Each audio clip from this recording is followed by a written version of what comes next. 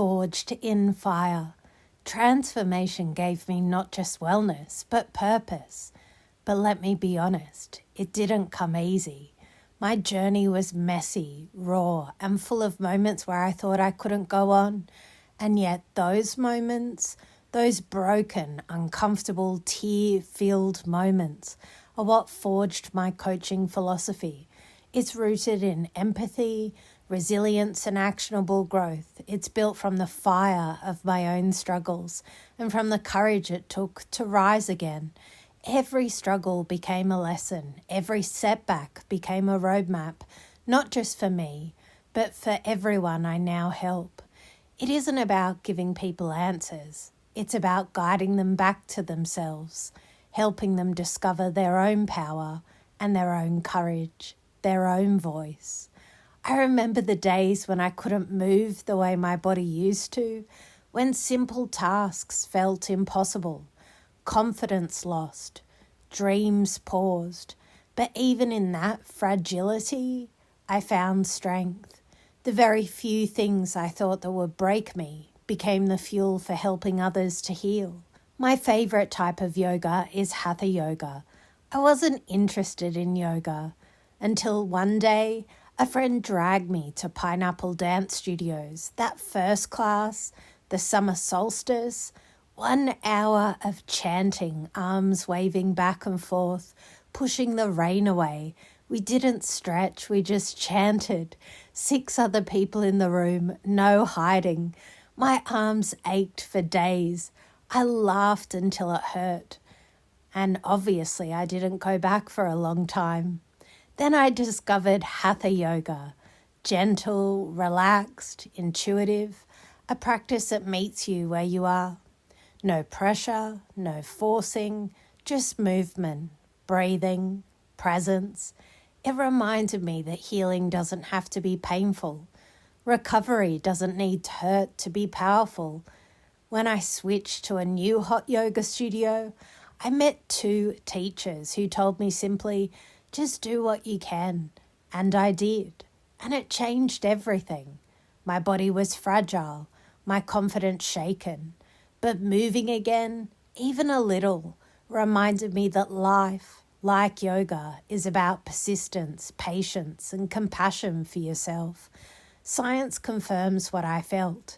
Gentle, mindful movement is medicine. Slow intensity exercise reduces stress, improves heart health, lifts mood, and strengthens the mind. Harold et al., Sports Medicine Open 2015. Relaxed activity builds resilience, helps recovery, and supports long-term health. Frontiers in Aging Neuroscience 2024. Yoga, even the gentlest kind, lowers stress hormones, improves sleep, and helps the body repair itself, NCCIH. Moving without pressure allows the body to heal and the mind to rest. Fasting was never simple for me. I can't tell you how many times I started and stopped. Every attempt came with this quiet, nagging fear in the back of my mind. What if I like fasting too much? What if I lose myself in control? What if I become one of those girls with an eating disorder, too weak to win a ballet competition, too obsessed with what she looks like to really live? That fear was real, because I've seen how easily a search for health can turn into a hunger for control, how quickly discipline can slip into disorder. I didn't want to disappear into that cycle where your worth is tied to a number, where hunger feels like a victory and eating feels like a failure. So I learned, slowly, painfully, but completely, that fasting, if it was ever going to heal me, had to come from a place of love, not fear. It couldn't be about shrinking. It had to be about expanding, not about the body, but about the soul. I failed at juice fasts. I failed at structured fast. I failed at being perfect. But in those failures, something softened.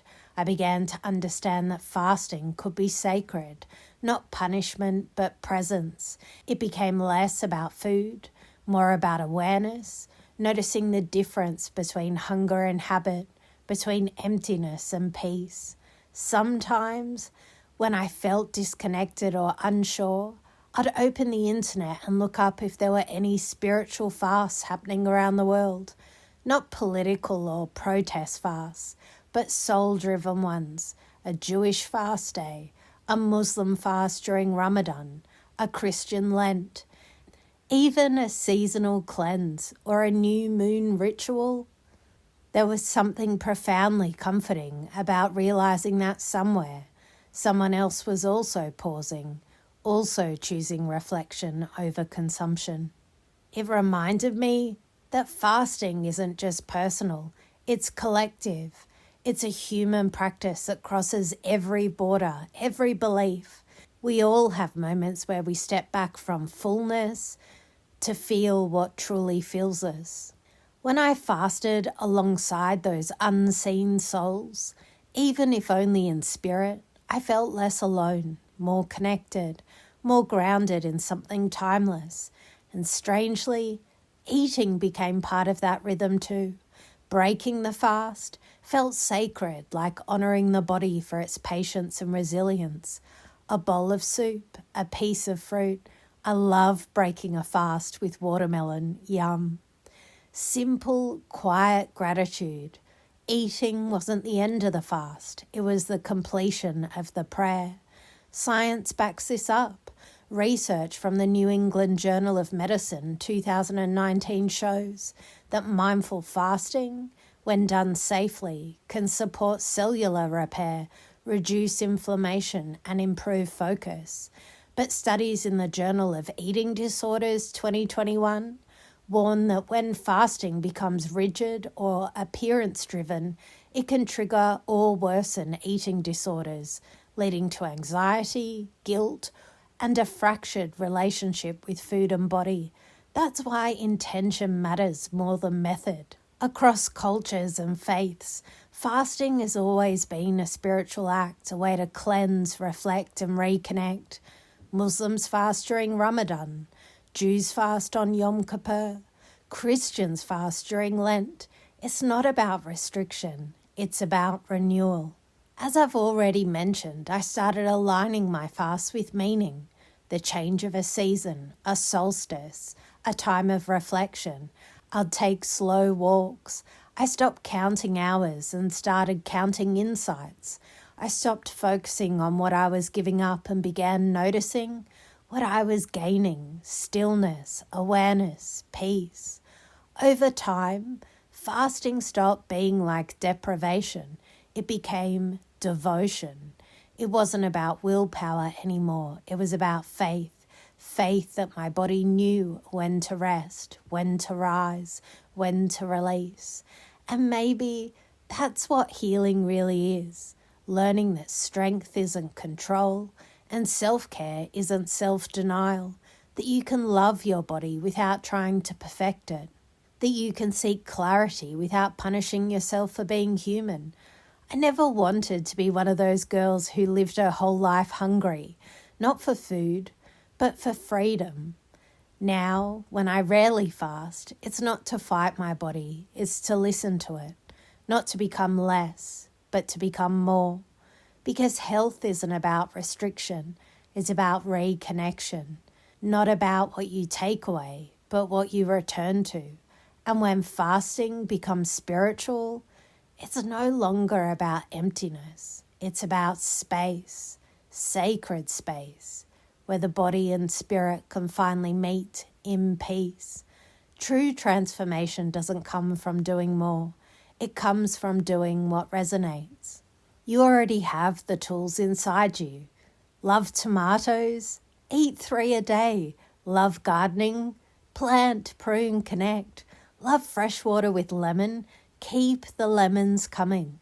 Coaching is about helping people see the power they already hold, guiding them to build routines that feel like life, not punishment. Transformation grows from consistency, joy, and compassion, not from perfection or comparison. My coaching philosophy stands on 3 pillars. 1, listening without judgment. Healing starts when someone feels understood. 2, fostering resilience. Every setback is a step forward if we learn from it.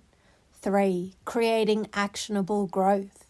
Insight without action is hope deferred. True transformation happens when guidance meets self-empowerment, when someone realizes, I already have what I need. Take a quiet moment, ask yourself, what lessons have my struggles taught me? How could these lessons guide someone else? Write 3 principles that could form your life or coaching philosophy. Your story has the power to guide others. Even the smallest insight can ignite change. The fire that tested you might one day become the light that someone else follows. Let your journey shine. Mindfully yours, Julie.